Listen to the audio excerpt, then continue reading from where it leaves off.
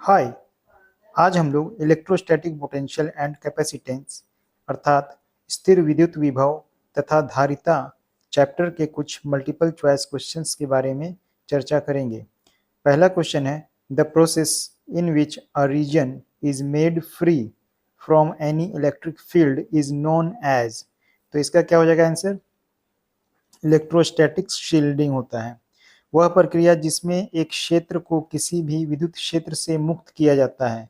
यानी किसी एक खास रीजन को, किसी एक खास क्षेत्र को विद्युत क्षेत्र से मुक्त करेंगे, यानी उस पर बाहरी इलेक्ट्रिक फील्ड का इफेक्ट नहीं पड़े, ऐसा एक अरेंजमेंट करने का जो प्रोसेस है वो क्या कहलाता है? स्थिर विद्युत परिरक्षण हिंदी में कहते हैं। सी, स्थिर विद्युत परिरक्षण या इलेक्ट्रोस्टैटिक शील्डिंग।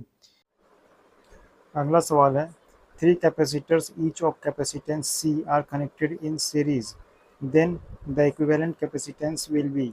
यहाँ देखेंगे कि तीनों कैपेसिटर का जो कैपेसिटेंस है वो सेम है, सी है। तो हम जानते हैं फार्मूला क्या होता है, 1/c डैश, सी डैश क्या हो गया? Equivalent capacitance equals to 1/c plus 1/c plus 1/c, यानी कि 3/c हो जाएगा। इसलिए सी डैश इक्वल्स टू क्या हो जाएगा?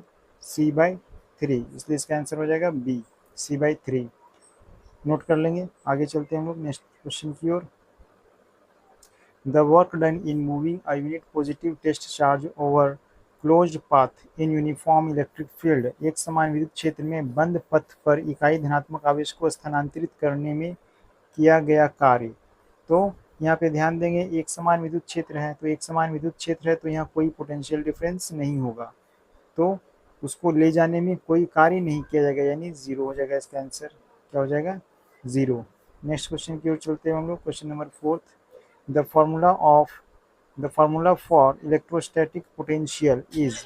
तो electrostatic potential V equals to क्या होता है? W/Q, work done by charge, तो V इक्वल्स टू W/Q हो जाएगा। नेक्स्ट क्वेश्चन की ओर चलते हैं हम लोग। The SI unit of electric potential is, तो इसका क्या होता है? वोल्ट, यानी आंसर सी हो जाएगा। और ये ध्यान में रखेंगे 1 वोल्ट इक्वल्स टू 1 जूल पर कूलम होता है। कैसे?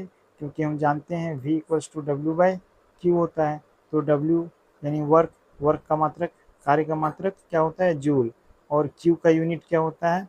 कूलम, तो 1 जूल पर कूलम भी होता है 1 वोल्ट। नेक्स्ट क्वेश्चन की ओर चलते हैं हम लोग।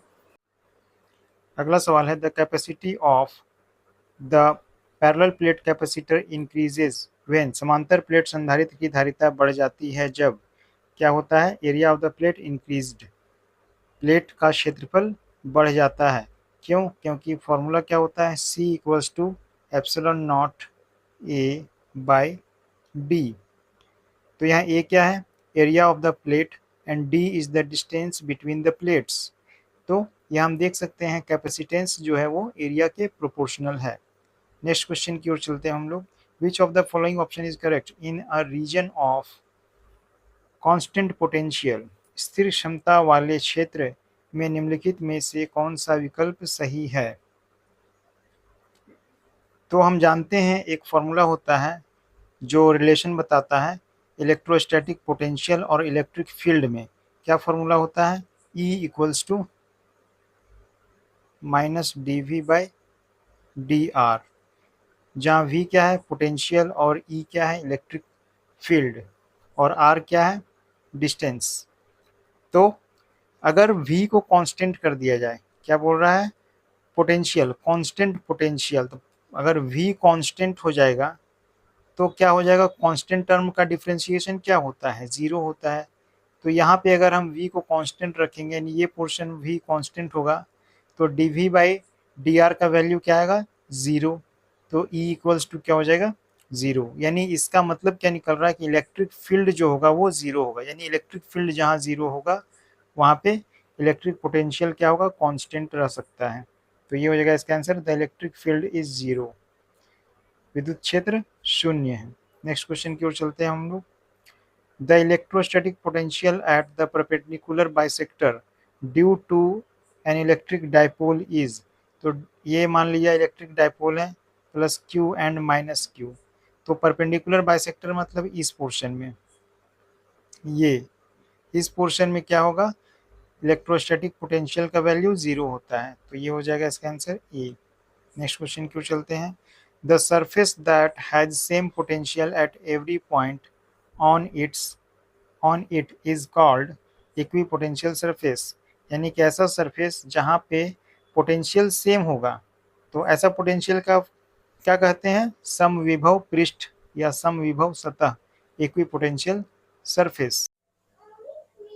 क्वेश्चन नंबर 10 है, डाइलेक्ट्रिक्स आर, पराविद्युत हैं, तो ये क्या होते हैं, नॉन कंडक्टर्स, अचालक होते हैं। अगला सवाल है, the electric potential inside a conductor, एक चालक के अंदर विद्युत विभव होता है, तो इसका आंसर हो जाएगा रिमेन्स कांस्टेंट, केंद्र से पृष्ठ तक स्थिर रहता है, remains constant from centre to the surface. Next question की ओर चलते हैं हम लोग। The capacity of parallel plate capacitor increases when, समांतर प्लेट संधारित्र की धारिता बढ़ जाती है, कब बढ़ जाती है, हम जानते हैं क्या होता है, C equals to epsilon naught A by D, तो ये एरिया पे डिपेंड करता है, तो क्या होगा, क्षेत्रफल जब बढ़ जाता है, प्लेटों का क्षेत्रफल बढ़ जाता है, area of plate increases, area of plate increase होगा तो कैपेसिटेंस भी इंक्रीज होगा। इन a region of constant potential, यहाँ पोटेंशियल कांस्टेंट बोला गया है, ठीक है, तो नियत विभव वाले क्षेत्र में क्या हो सकता है, इसका आंसर होगा डी, ठीक है, इसका आंसर होगा डी। दोनों बी और सी सही है। बी क्या बोल रहा है, the electric field is zero, ये भी सही है, और there can be no charge inside the region. देखिए हम जानते हैं कि इलेक्ट्रिक पोटेंशियल और electric field E equals to क्या होता है, minus D V by D R, ये रिलेशन होता है इलेक्ट्रिक पोटेंशियल और इलेक्ट्रिक फील्ड में। तो यहाँ पे बोला जा रहा है कांस्टेंट पोटेंशियल, यानी v का वैल्यू कांस्टेंट, तो v का वैल्यू जब कांस्टेंट होगा तो कांस्टेंट टर्म का जो डिफरेंशिएशन होता है वो क्या होता है, ज़ीरो होता है। तो यहाँ से एक चीज़ निकल के आ रहा है हमारा कि इलेक्ट्रिक फील्ड ज़ीरो होगा, ठीक है, तो इलेक्ट्रिक फील्ड तो ज़ीरो होगा। और दूसरा क्या हो सकता है, इलेक्ट्रिक फील्ड कब भी और किस केस में ज़ीरो हो सकता है, या तो कोई आवेश हो ही नहीं वहाँ पे, तो भी क्या होगा, इलेक्ट्रिक फील्ड ज़ीरो होगा, तो उस समय भी इलेक्ट्रोस्टैटिक पोटेंशियल क्या होगा, वो कांस्टेंट होगा। तो इसका आंसर हो जाएगा both B and C are correct. हमारा अगला सवाल है, the dimensional formula of electrostatic potential is, विद्युत विभव का विमीय सूत्र है, तो हम जानते हैं विमीय सूत्र निकालने के लिए सबसे पहले हमें फॉर्मूला जानना होता है, तो V इक्वल्स टू क्या होता है, W by Q, W means work, और वर्क क्या होता है, ML square T minus two by Q, Q का क्या होता है, AT।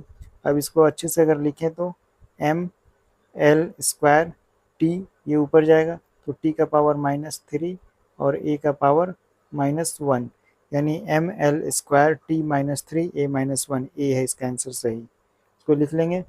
आगे चलते हम लोग क्वेश्चन 15 की ओर।